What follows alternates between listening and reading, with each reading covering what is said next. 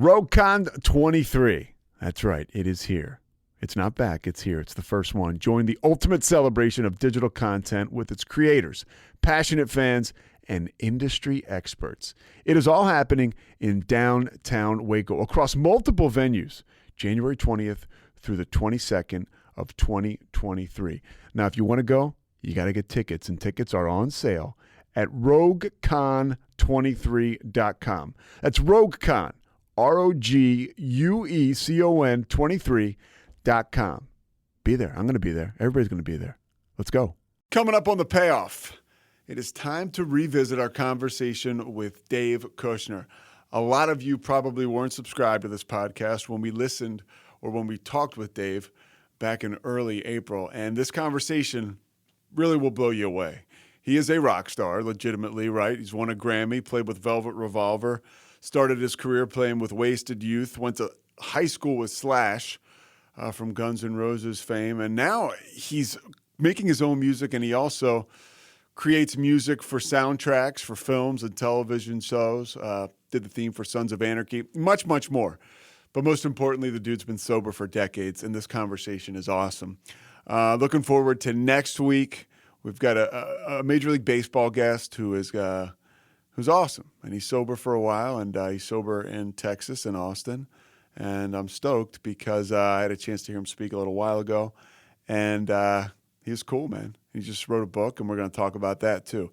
But we're going to talk about Dave Kushner now, and Kushner, an L.A. rocker. So from one L.A. rocker to another, you know who's coming up now, folks. Kevin Souza.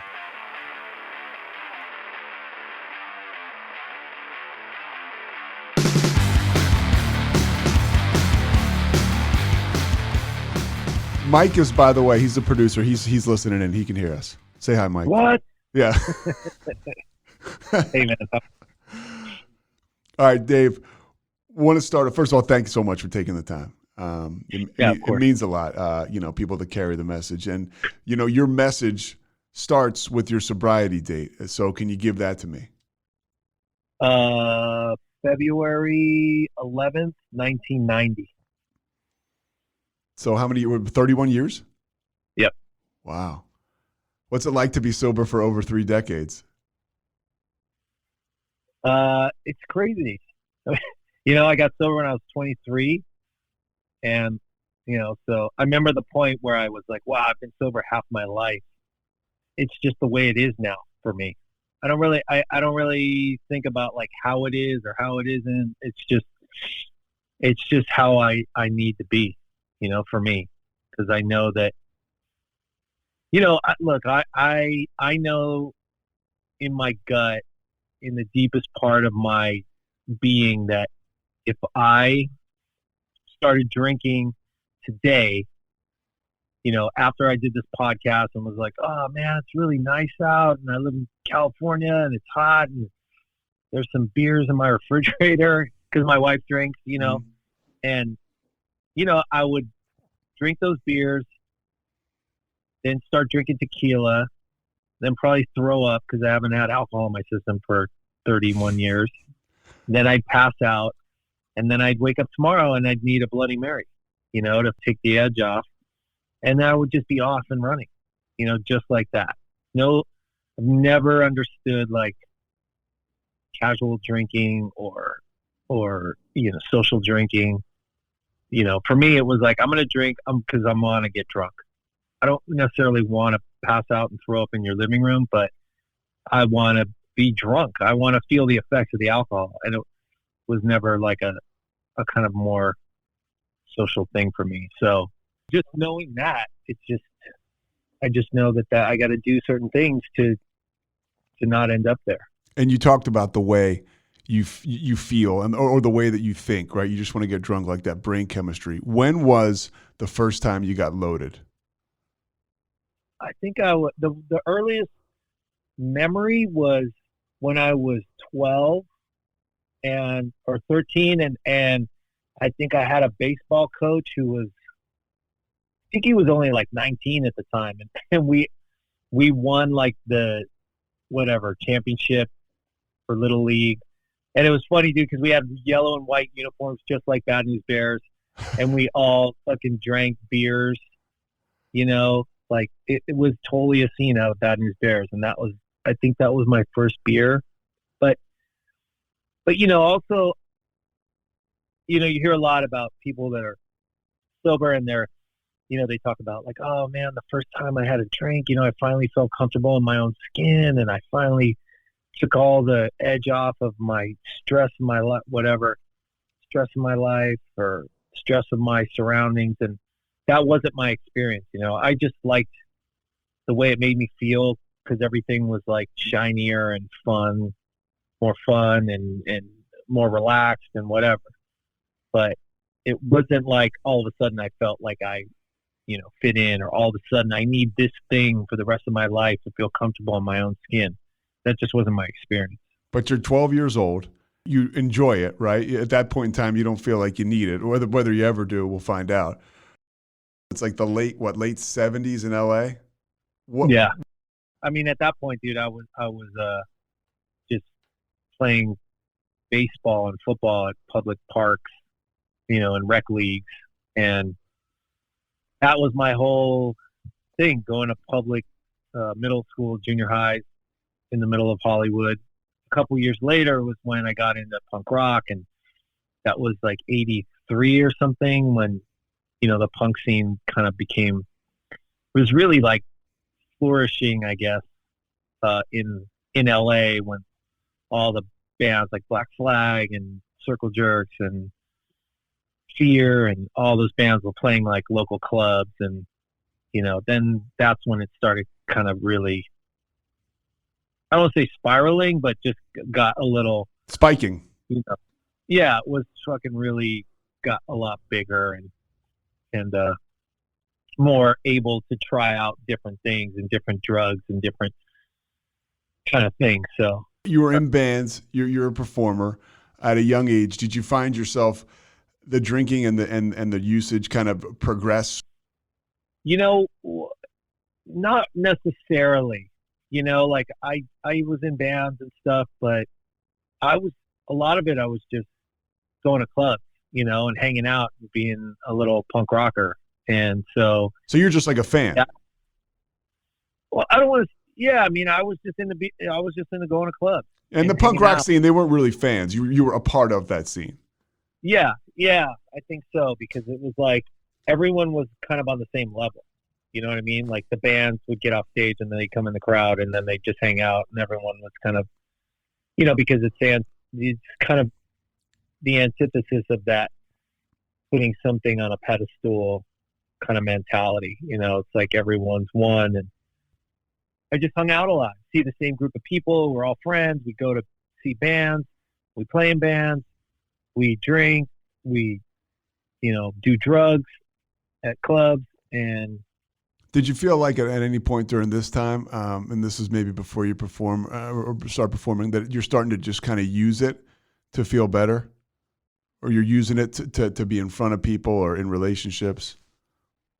I didn't consciously do that at that point. It's so weird, man. When it really, I remember like being in like ninth grade, maybe, is where I started like smoking pot and drinking more, and like after school, sometimes even before school. And it was just something that was fun to do, that made me feel different and relaxed, and, like why people just smoke pot or whatever. And, and then the harder drugs just were so readily available in that scene, so easy to get and so inexpensive. And there were so many people at those clubs that just had stuff, whether it was acid or PCP or pills or whatever. And hardcore, yeah, coke, heroin, whatever. And so people just did it, and it was just kind of like, oh, this is going to be fun, and really that was the mentality. And it was fun until it wasn't, later. But at that point, it was just a good time in, a scene where it was acceptable. Want to backtrack a little bit. Was there alcoholism in your family at all? Like for me, it's all over my family, my dad's side. So like my mom used to give us a heads up, like, hey, you've got this stuff. You need to look out for it. Did you have any awareness of anything in your family, if it was there? The only one that really had I think that was really alcoholic was my grandfather, or my mom's dad, where I'd heard some stories where he was pretty gnarly. Like, there was some abuse going on and like hiding under the bed when he came home and, that kind of stuff if he came home drunk. And so I knew that existed, but not really for my mom and dad. And it's funny, I remember I had this buddy Victor, he was from New York, and he had that kind of childhood growing up, like what I described that my mom had, where he had the alcoholic dad and the alcoholic mom, or the severely Al-Anon mom and the alcoholic dad. And and the thing is, dude, the thing about being sober and doing certain, whatever road you choose to go down to achieve and maintain your sobriety, it was funny because we realized like it really doesn't matter like where you come from or what your background is or what your story is. It's like it's the same feelings, it's the same, it's the same alcoholism, it's the same, things you use to fix it. It's like, one guy could come from this background, one guy could come from the opposite background, but once you're, sober or dying of alcoholism, the feelings are the same. Yeah. Is Victor a sober guy now? Yeah. Victor's got 25 years or something. When did you start to see it getting out of control where there's a point, not necessarily the jumping off point, right? Like in the literature, but even the point where, man, I'm losing my grip on this. I think right around 2021, where, you move out, you have to get a job. I had just kind of whatever jobs at first, in 17 and 18, working at theaters or, at a donut shop or, what a pizza delivery guy. I remember I ended up working at Tower Video in Hollywood, across the street from Tower Records. And that's kind of when I noticed it, because I think because my life was settling into a more regular thing where I, worked 9 to 5, Monday through Friday. And I started to see like, oh, wow, this is kind of affecting my relationship with my girlfriend at the time. Or wait, this is like in the movies where she's starting to mark the bottles of alcohol on the bar, like in the house. Yeah. Which is another thing I never understood, like having like a little bar area in your house. I'm like, why are you putting all this alcohol like just out? Like, what am I supposed to do? Not drink it? Like it's for, and and I remember like putting water in the bottles, I remember finding the marks and just like, and then thinking like, wow, this seems kind of might be a little problematic here. Yeah. Because it's like, if I see this in the movies, and I remember I started blacking out a lot. And I remember being in 8th grade and seeing this, reading this health book, when you have health class. Yeah. And for some reason, that always stuck in my head that like one of the signs of alcoholism was blackouts. And so as soon as I started blacking out a lot, I was like, oh man, I wonder if I'm alcoholic, and that's kind of when it started, and then slowly it just turned into, really starting to do things that you never planned to do. That was like the beginning of the end for me, was like a 2-year period where, right from what I described to where it slowly started to get like, oh, I don't feel good about that. Like stuff that wasn't okay with my own like moral compass yet. Stuff you're ashamed of. Yeah. exactly. That's it. And you do stuff you're ashamed of, and you kind of, for me, it was like I would do things I was ashamed of, and then I'd drink behind that to squash those feelings, and then it just became this perpetual nightmare. Slowly but surely. Yeah, same thing for me, exactly. The last 2 years was just like waking up to exactly what you just described. You wake up, you're like, forget what you did, or, I had a roommate at the time, same guy that I lived in same guy I played on that little league team with. And, he would either just give me the disapproving head nod, just like, dude, yeah, tell me what I did. And there was a point too, where that's when I really just started drinking like every day, all day long, period. Blackout, pass out, wake up, drink, go to work, drink all day, pass out. That like for the last 2 years, that was every day of my drinking. Were there consequences over the course of those last 2 years? Anything major? For me, it was like, there was all, like you said, there's all the shame. Like, I never woke up in the morning and thought, oh, I'm going to crash my car today, and I'm going to steal some stuff from my mom so I can buy some drugs, and I'm going to make out with, your girlfriend when you go to get something out of your car, or I'm going to, cheat on my girlfriend, or like none of that stuff was okay for me to do according to my moral compass, yet eventually I was doing that kind of stuff on a daily basis. Showing up late to work, lying constantly because I was always late, or didn't show up, or, just being late on my rent every month and not paying my bills and getting my cars impounded because I didn't pay tickets, and, and then it just got progressively worse, like car accidents. Thank God I never, hurt anyone or myself, more importantly, anyone else, but never got a DUI, but I crashed all these cars, and for some reason, like, I would get out of it somehow. And, then it became like I lost a girlfriend at the time, and then I lost my license, and then I totaled my car. And then one time I played a club on Sunset Boulevard, and I'd been up for a couple of days on speed and drinking, and I ran across Sunset Boulevard, and I was so drunk that I just like face planted on the middle of Sunset, and I had my guitar in one hand and my amp in the other hand, and I just like was like Jesus Christ pose face down on the street, and knocked out like all my front teeth and cut my lip. And even then, the next day, dude, I woke up and I went to the hospital. My couple guys in my band took me to the hospital. They took me to Cedars. They stitched my lip back on, and jeez, I just waited there, and the doctor didn't come back, and I'm like, yeah, fuck it. And I just left and told my friends, I'm like, come on, let's go.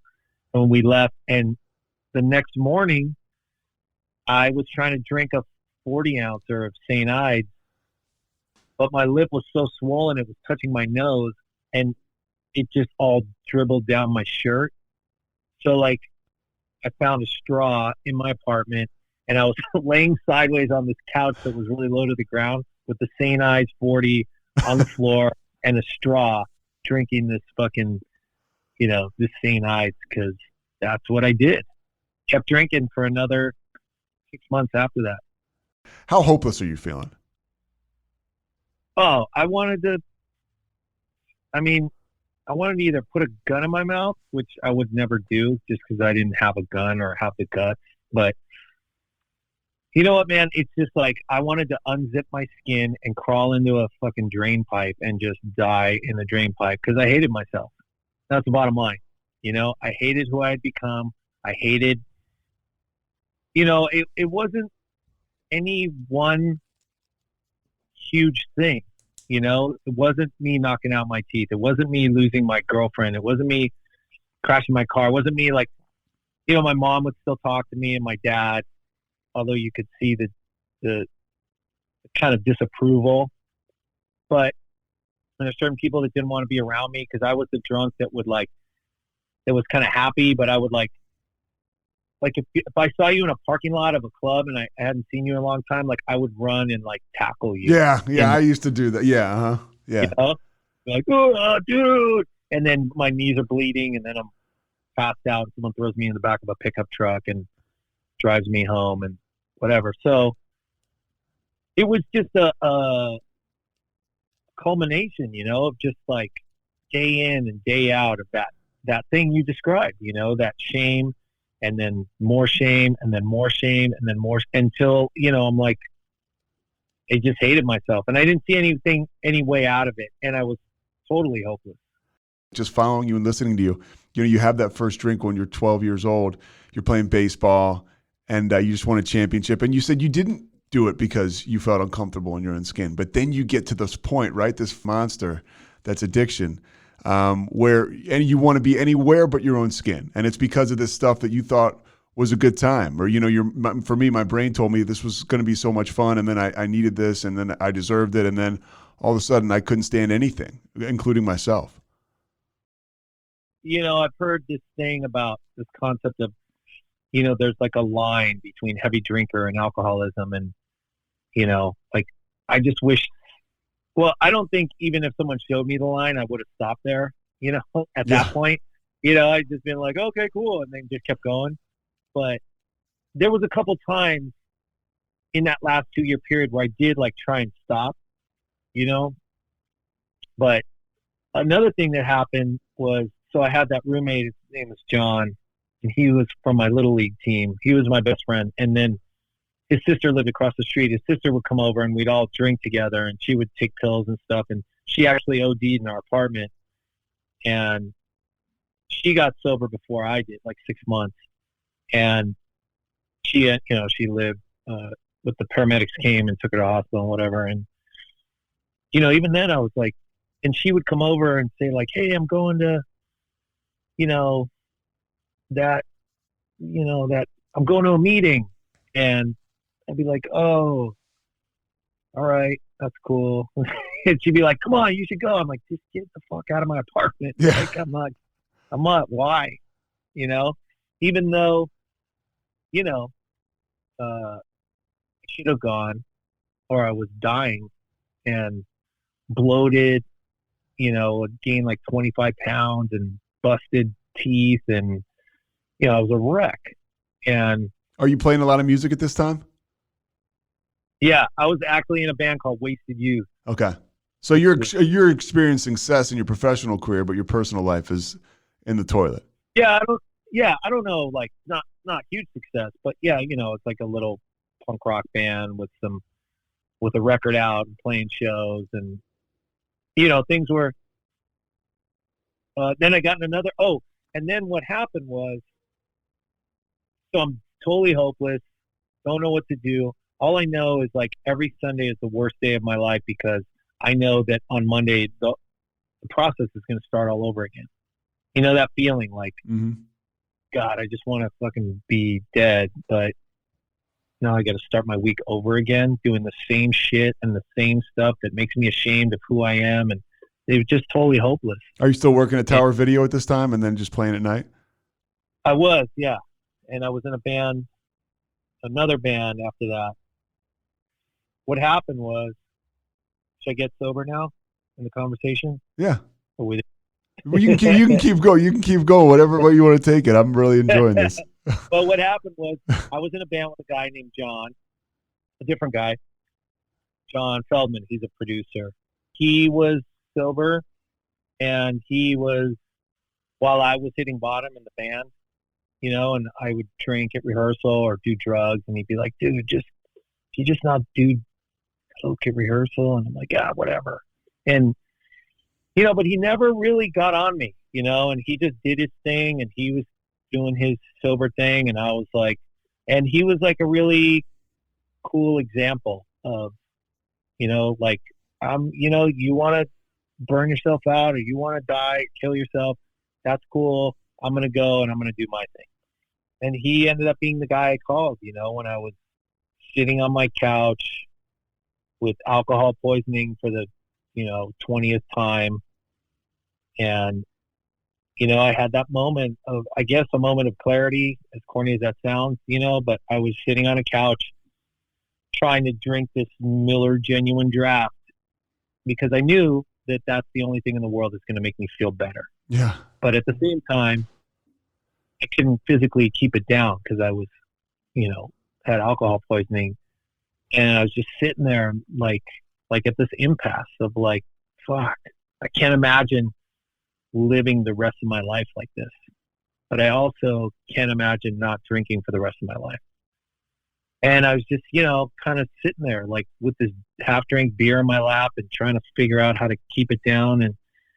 And I ended up calling John and I just was like, dude, I think I want to go, to a meeting. And it was great. He was so excited. Like, he was just like, yeah. Really? He's like, okay, well, let's go. Okay. So just don't drink today. I'm like, I already drank. He's like, all right, well, that's okay. Go to sleep.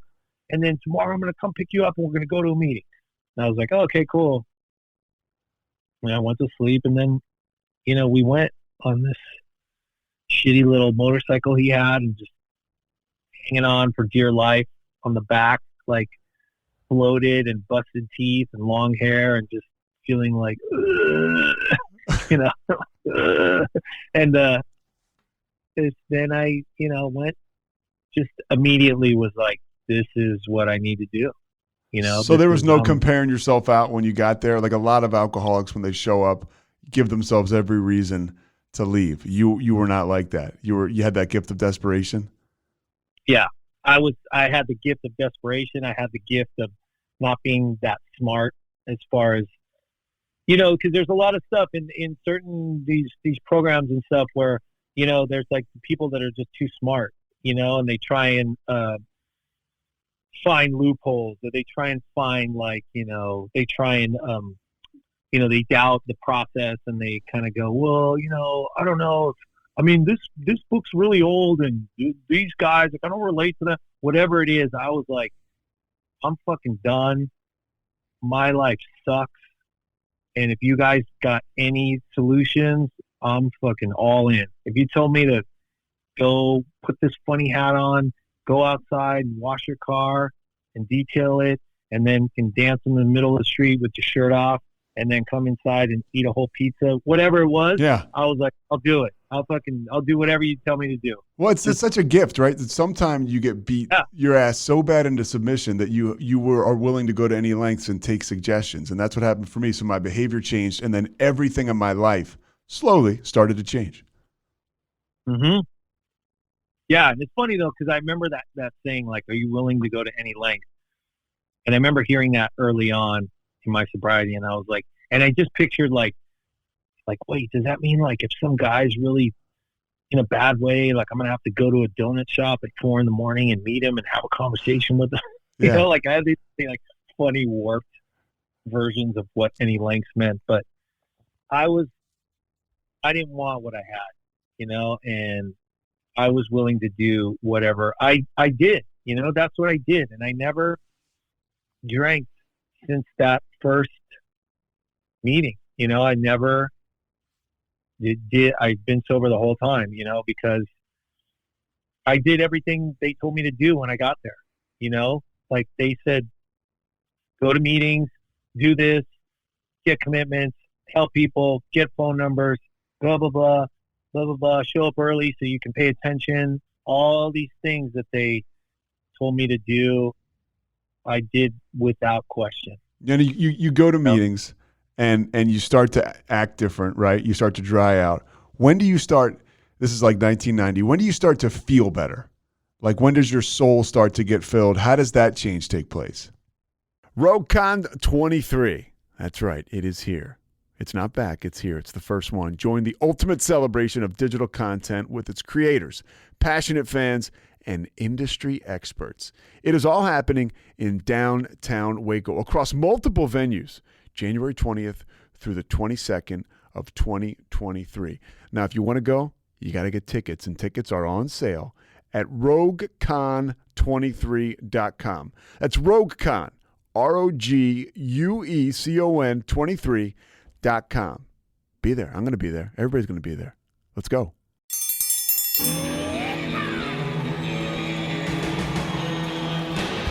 Hi, I'm Hank. You might remember me from a show called King of the Hill. Check out a King of the Hill rewatch podcast. These boys ain't rap, but they are funny. Find the podcast anywhere you get your podcasts or at roguemedianetwork.com. I tell you what.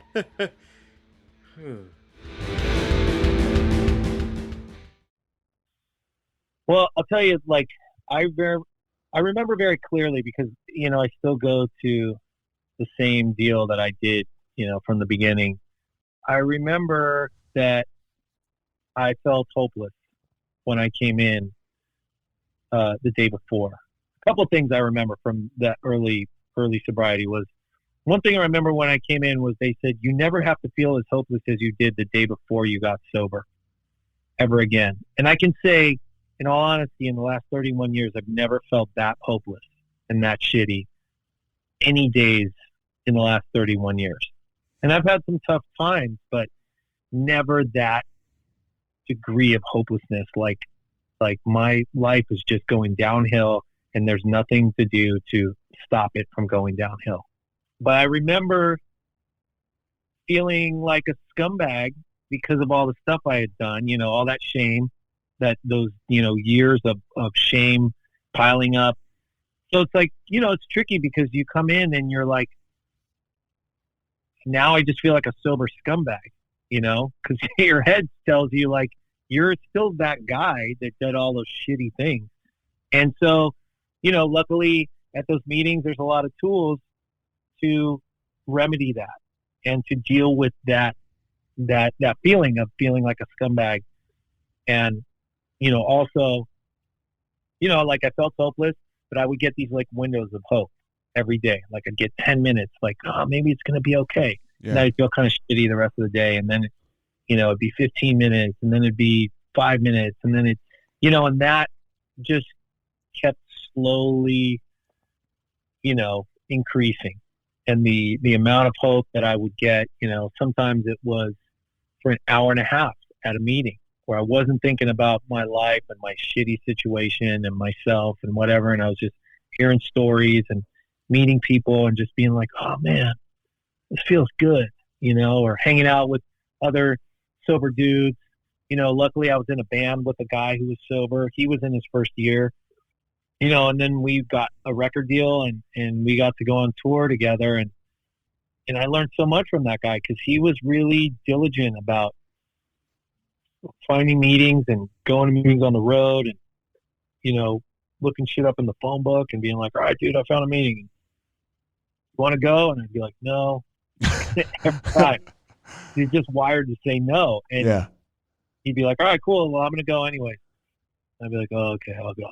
And that's the best part when you become wired to say yes and you start to flex that muscle. Like if I go out of town and I travel, I am pretty good at looking it up online, when we could go in person and just I have smart feet. Just go to the meeting and figure everything else out later. Because a lot of times I've sat outside meetings and been like, I don't want to go in there. These people aren't like me. And like, it's like, just park the car and go inside. And it changes everything. And you do that enough times, right?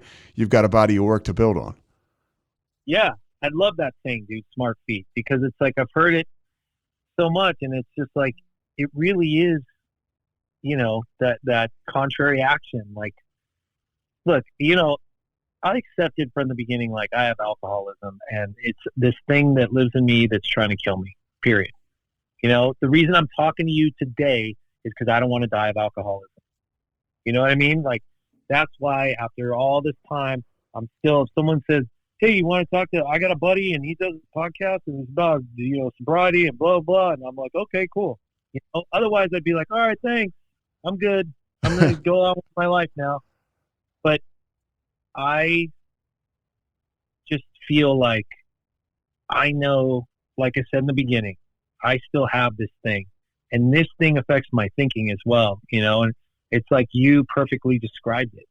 I can be at a meeting that I go to on a regular basis, and if my head's not right, my alcoholism will tell me like, oh, well, after the meeting, it's like, oh, you don't really fit in with those guys because those guys are all still in bands and you're not really in a band anymore. Like those guys are all like a little older than you. That's that little clique. And it's like this whole dialogue about how I don't fit in with any of the little groups that are talking after the meeting. You'll take yourself out either way, whichever group. Yeah. And it's like, I don't fit in there. I don't fit in there. I don't fit in there.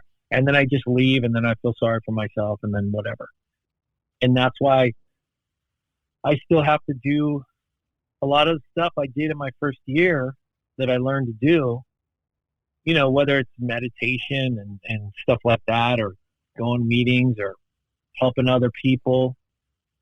I still have to do that stuff because I still have alcoholism, period. And so it's just that simple to me. And it's always been that simple for me. It's like, my sobriety has been very pragmatic. It's like, you tell me if you move that pile of stuff over to there, then you're going to feel better. I'm like, okay, cool. I might not move it right away, but I'm like, I pay attention. I'm like, okay, cool. Just move that over there. Yep. Okay, cool. I'm going to do it. If you show up here, you're going to feel better. Okay, cool. If you do this, read this and do this, then you're going to feel better. Okay, cool. And that's how it's been. And it's never been wrong. That's the crazy thing. All the suggestions, all the stuff always makes me feel better. It's never been like, oh, I tried that. It actually backfired and actually felt worse. It's never happened one time. That's why I keep doing it. I remember when I was newly sober and someone said, hey, you want to go to a party? And I was like, no, absolutely not. They're like, come on, it's like a sober party. I'm like, that sounds horrible, and I think I had like 2 months or something, and my sponsor at the time was like, hey, let's go to a party. I was like, oh God, it sounds terrible. Yeah. And I'm so afraid, like how to just be around people and be social, whatever. So you shit on it. Yeah. Okay. Yeah. Uh-huh. But I remember him saying to me, look, do this. Let's go. We don't have to stay long. He said, look for the most uncomfortable looking person in the room and go talk to that person. He said, look for someone that looks as uncomfortable as you are and go start talking to that person and be of service to that person by talking to them. And I was like, okay. And I tried it and it worked. I saw some dude and he looked all fucking by himself and looked awkward and uncomfortable. And I started talking to that guy and then I felt better. And then he felt better. And I felt better because I made him feel better. You know what I mean? It's just like a fucking win-win. Yeah. And that's my experience in all of these things. If I'm helping someone, I'm not thinking about myself. And I'm usually, and I feel better. If I give someone hope that they have 2 weeks sober, they don't know how they're going to make it through week 3, and I give that person some hope and tell them like, dude, it's going to be okay, whatever. Here's what I did. And then I see the light come on, then I feel like a king. There's no better feeling. I've gotten nominated for an Emmy and won a Grammy and had a #1 record and all this shit, dude. And I can promise you that giving someone hope that they're not going to fucking die and that they're going to be okay is a better feeling than any of those things. The fact of the matter is you go to meetings for over 30 years or you stay sober for over 30 years, right? You're going to see people go out and die. Like that happens. Yeah, for sure. And dude, I grew up in Hollywood. Me and Slash went to junior high and high school together. There's a lot of people. We went to school with Hillel Slovak from the Chili Peppers, the guitar player that OD'd. We went to school with, a lot of people. My best friend, that guy John that I told you about, that was my roommate, that we were on the baseball team. Whose sister OD'd? Or the guy before that? Yeah, no, that guy. Okay. And he and I were best friends until 10 years ago. Our kids went to the same school. We shared a studio at the time, and he went out of town one weekend. I saw him on a Friday, and then I got a call on a Sunday that he, had an accidental overdose. And that was like the biggest that was like probably the hardest death I've had to deal with in my sobriety. Because I mean, I was, 44 years old, and he was my best friend since I was 13. And we were roommates for years, like 15 years off and on. We shared a studio where we worked together. Like I said, our kids went to school together, and I was devastated. And then my mom died like right around the same time. So like what I was saying earlier, it's like, I've been through grown up stuff. What do you do when the grown up stuff happens? I mean, I'll tell you, man, that stuff happened. And then like I had 2 kids right before that. Dude, a year before that, I had 2 kids. My kids were 1 and 3, and my wife got cancer. She had breast cancer, and she had, it was like probably the toughest year of my life because she had a double mastectomy. She had chemo, radiation. Like, she was really fucked up for a year. And I had these 2 little kids to take care of. My son was super colicky and irritable all the time. And it was really hard. And, thank God she's all right now. But, I remember going to some meetings. I remember going to this meeting and just being like, and sharing. It was like this crosstalk meeting where it's like a room full of guys, and there's no like leader really or speaker. It's just like a big conversation almost. And you kind of wait till someone's finished talking, and then you jump in and whatever. And I remember talking at this one point, I'm like, God, my head, the inside of my head is like a fucking circus right now. Like I can't even think straight. My wife gets mad at me because I don't really show any emotion because I just have my head down and I'm just like all fucking task oriented. Like, I just need to get this done, and I just need to, and these kids, he needs to eat, and she needs this, and blah, blah, blah. And me and my wife would fight a lot in that period. And then so I felt guilty about that. This older guy in the meeting like leaned down the row. I was sitting and he's like, "You going to any morning meetings?" I'm like, "Oh God." And this is it, dude. This is a perfect description of alcoholism. I mean, this was like, 10 years ago? I've been sober for a while at this point. And I share in a meeting that I have a problem, that I'm really like kind of falling apart here. Some guy who I respect, who has more time than me, leans over and asks me if I'm going to any morning meetings. And for the rest of the meeting, I tried to figure out how to get out of going to a meeting with this guy at the end of the meeting, because I knew at the end of the meeting he was going to ask me about or tell me about some morning meetings that he went to, and I was trying to figure out how to get out of going with him. You know what I mean? Like I asked for help, the guy suggesting help, and now I'm figuring out how to take it back and not accept the help. And by the end of the meeting, I was just like, Dad, nothing. I had no excuse. And he's like, "Oh, I go to this, blah, blah, blah." I'm like, "Okay." He's like, "Why do you get so-and-so?" I'm like, "Okay." And I went, and, I felt better. I started going to more meetings. Like, I started going to some morning meetings, and that's where I met Frank. Yeah, my man Frank, who put us in touch. Dude, and it's like, I don't know. Everyone's got a different concept of God, or Catholic God, Protestant God, no God, Buddha, whatever, the guy with the ocean, the higher power, whatever it is, like, that's cool. I choose to call, my thing God.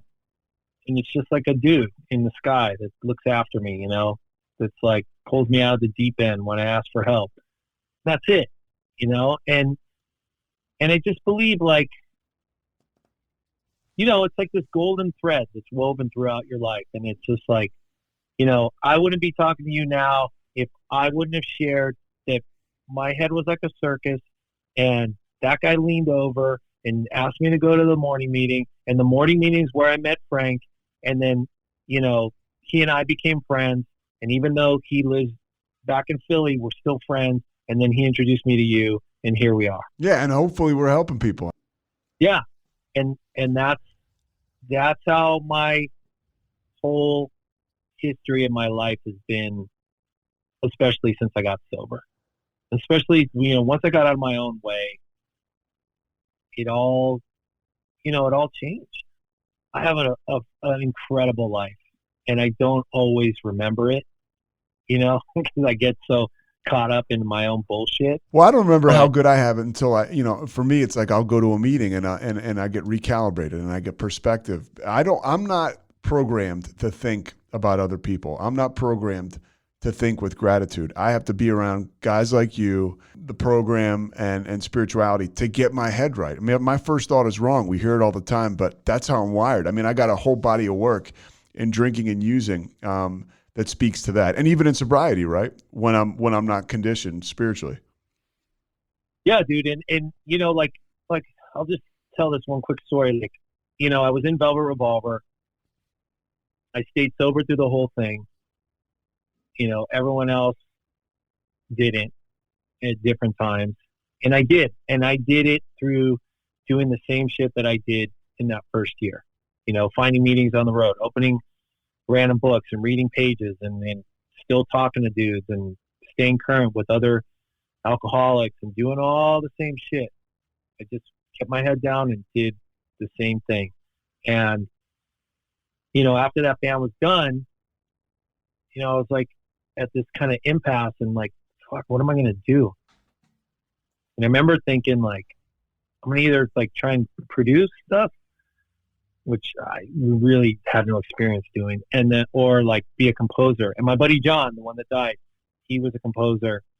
And I just asked him like, what did you, cause that's what I learned to do in the meeting. You want to learn how to be in a monogamous relationship? Go ask that guy that's in a monogamous relationship. Yeah, 1,000%. Yeah. Don't ask your fucking friend that's sport fucking every girl that comes to, And if you ask me about something and I don't have the answer, I guarantee I can find somebody else in the program that does have it. And that's how I was taught, like I will do whatever I can to help you. And if I don't have experience, I'll help you find someone that does. Because I never talk about my opinion because it's just bullshit. It's like, I'll tell you what I did. I'll tell you what, I went through if it relates to what you're going through. And I'll tell you what I did and how it worked, but I remember being at Johnny Rockets, this diner place, burger place out in LA with a few musician friends. And this guy said to me, this guy, Bob, was like, hey, I just got this job doing this, for this show. It hasn't started filming yet. It's called Sons of Anarchy. And,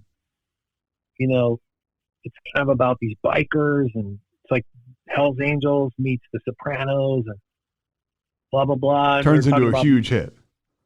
Yeah. And we were talking about music and I'm like, oh, what about if you got bands like, because he was the composer and music supervisor. And so he's like, so I started suggesting all these bands that I thought fit the vibe, like Monster Magnet and Clutch. And what about this band? And he's like, and so he said, hey, if you ever want to get together and write something, let's, you should come over.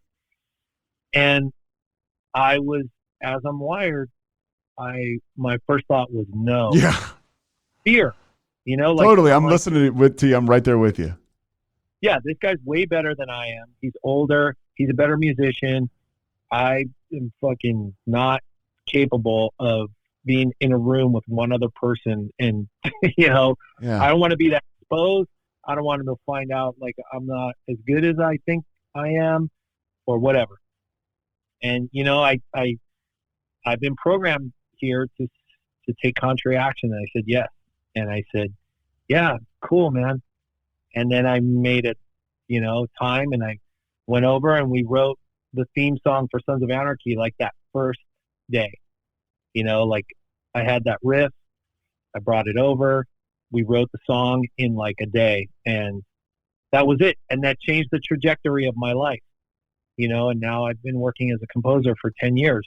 And it's because of that thing that I learned in those meetings to take contrary action, to say yes when the fear tells me to say no.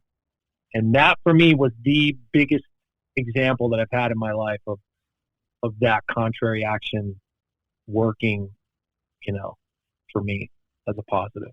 I got a couple more things before I let you get on with your life. Yeah. All right. Yeah.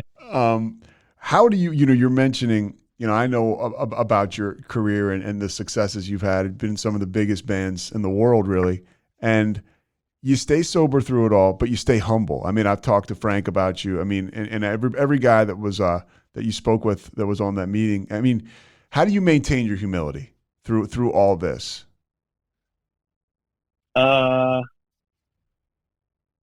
don't know, man. It's not, I don't think it's by virtue. I think it's just that I came into this, it was just like it's that golden thread, it's like I knew Slash since I was a kid. We grew up together. I knew Duff because I was playing with him at the time, but he and I had become friends because we were into like the same movies and stuff. And then Matt, I just knew from around. Scott, I knew because our old bands used to play together. So even when I first went and played with Velvet Revolver, it was like I was comfortable because I knew everyone, but I was also the guy that was way, like had nothing. I had no money. I had a job. I made $6 an hour, and these guys all had fancy cars and they were at another level. And I think for me, I just came in with a good cachet of sobriety. When I got in Velvet Revolver, I was already like 13 years sober. And I had been doing all the stuff. For me, it's just like, I remember that word humility. I heard it when I was new and I was like, oh, and I associated it with being humiliated, Mm-hmm. And I remember I looked it up in the dictionary. My sponsor was big on looking shit up in the dictionary. And it said, being meek and being humble, and it wasn't a bad thing, and for me it was just like, I don't know, maybe I feel like I'm kind of trying to find an answer, but I don't really know. Like I've just always been, I've never had a huge ego about stuff. I've just not wired that way, and I've I know I'm good at some things, and I know on paper I've had a lot of success, but I don't know. Like I said, I had a lot of years of experience knowing that the better feeling comes from helping people rather than from getting stuff, because the stuff is always temporary, and the fucking helping people is free. Yeah. It's like, I have nothing. I can go to a meeting and help someone and feel better and feel like a king and still have nothing. You know what I mean? Like, it doesn't fucking matter what I have, where I'm at in my life.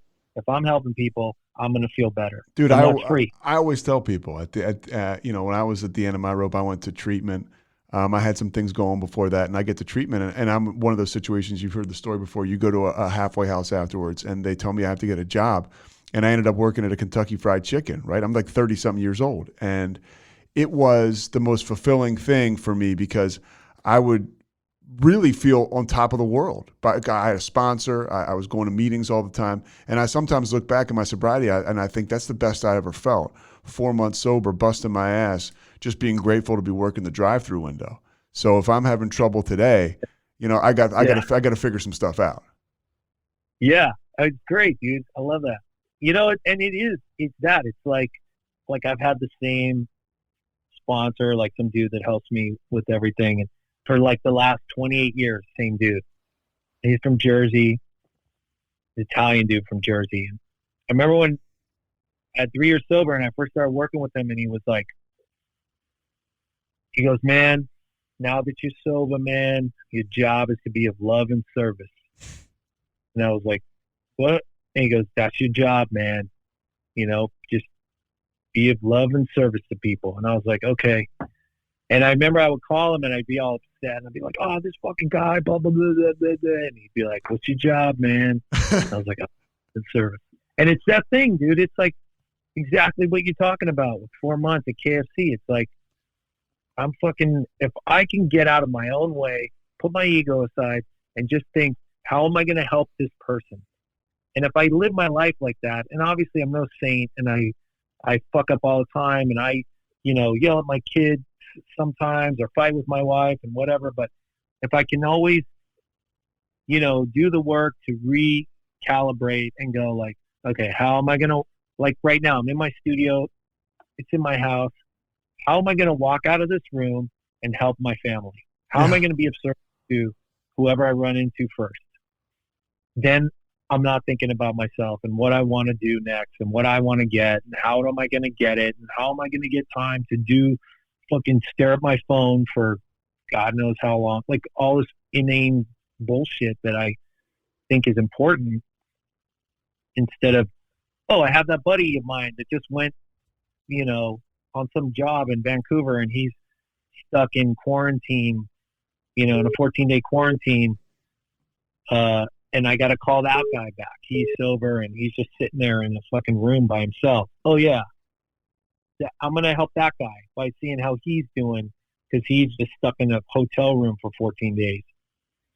That's the kind of shit where that's how I stay right-sized, but I forget it all the time. Somebody comes into a meeting and they're just not sure, Dave. They're not sure they're an alcoholic. Somebody that's listening today and they're on the fence. Now, what do you tell somebody about the life on the other side of sobriety? Or the other side of addiction? I think now that I've been here for a long, like in the beginning, I was really like, oh, I got to save this person's life. Really, it was really like a heavy thing for me. I remember I had a girlfriend and she was like, there's this guy and he's at this treatment center and he's going to leave. And, I gave him your number and I was like, oh no, what am I going to do? How am I going to save his life? And I realized that I've been here for so long that it's like, I can't save anyone's life, like I'm not that powerful, I can help people. I can share my experience. I can share my own strength and hope. And I'm sure I've helped some people. I know I've helped some people along the way, but I can't save anyone. And, it's like now I just, I remember someone telling me like, look, because I would get frustrated because then I would help someone and then they keep going back out, like drinking again. And then they come back and I'd help them and I'd spend all this time on the phone and they go back out and then they'd call me and be like, can you meet me here? And I'd be like, okay. And then they wouldn't show up or whatever things. And I remember my buddy saying like, dude, you got to help the people that want help. Yeah. And like, you got to, you can't just keep helping the same dude. Like, and that wasn't a good really way of telling that story. But the fact is like, I remember when I was new, they would say like, just real matter of fact, like, I don't know if I'm, like people that were on the fence, they'd be like, look, why don't you try this for 30 days? And if you don't like it, we'll refund your misery. That was like the greatest I heard when I was new. It's just like, try it. If you think you're alcoholic, you probably are alcoholic. If you think you have a problem, you probably do. And what's the worst that's going to happen? You might feel better if you try it for 30 days. And if not, cool. What have you got to lose? It's that feeling exactly the way you feel now, which is the reason why you're here. What's your life? What's your life look like if you're still drinking and using? Oh, I'd be dead, dude, for sure. Are you asking me like me? Yeah, I mean, you just answered it. I mean, that's my answer, but I'm always curious to hear what people might say. It's exactly what I described. I'd be off and running. I'd drink today. I'd throw up. I'd go out tomorrow. I'd drink a Bloody Mary just to take the edge off. I'd drink all day long, and then I'd look for some Coke so I could stay up longer, so I could drink more.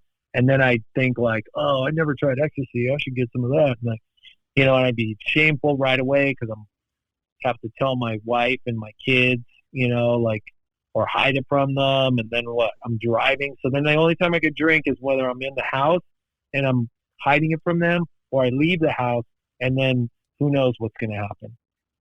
I end up in jail because I killed someone in a drunk driving accident, or it's like I'm embarrassed and ashamed to say like, like I used to drive with and I would see 3 of everything. I would have to close one eye, because I would just so I could drive. And it's like, thank God I didn't hurt anyone, thank God. And, so that's what I did. I don't have any delusion that I wouldn't start off right where I left off, because that's been my experience, you know. There's once in a while I see someone that goes out, back out and drinking and does the right about face and they're cool. And I'm like, oh, that's cool, man. You know, but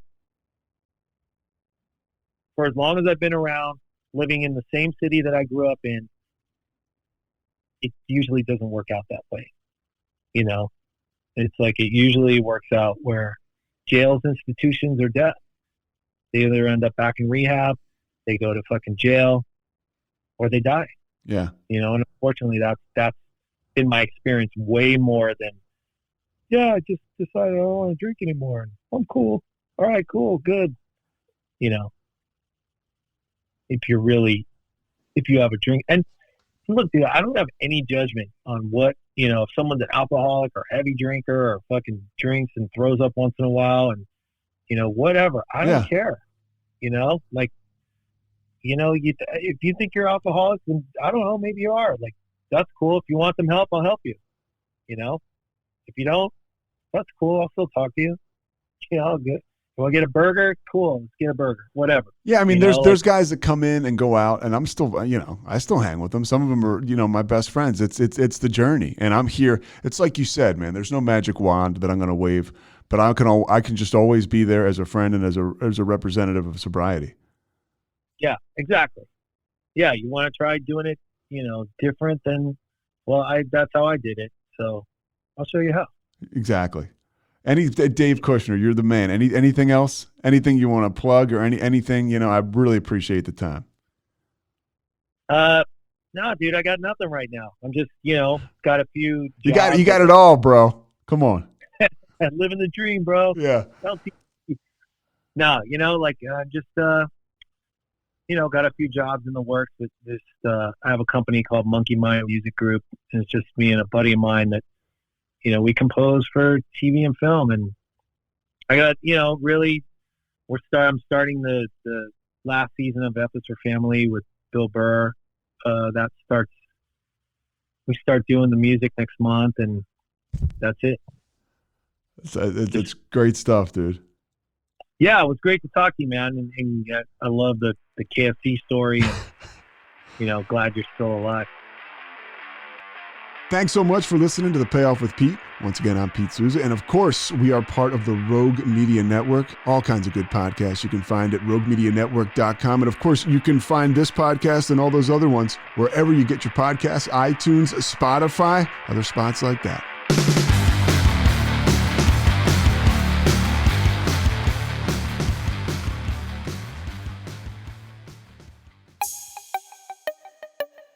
This has been a Rogue Media podcast.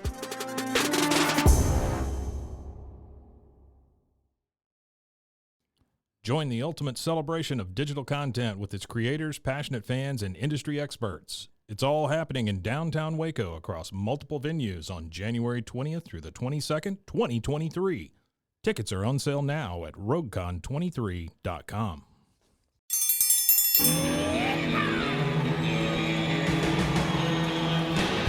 Hi, I'm Hank. You might remember me from a show called King of the Hill. Check out a King of the Hill rewatch podcast. These boys ain't rap, but they are funny. Find the podcast anywhere you get your podcasts or at roguemedianetwork.com. I tell you what.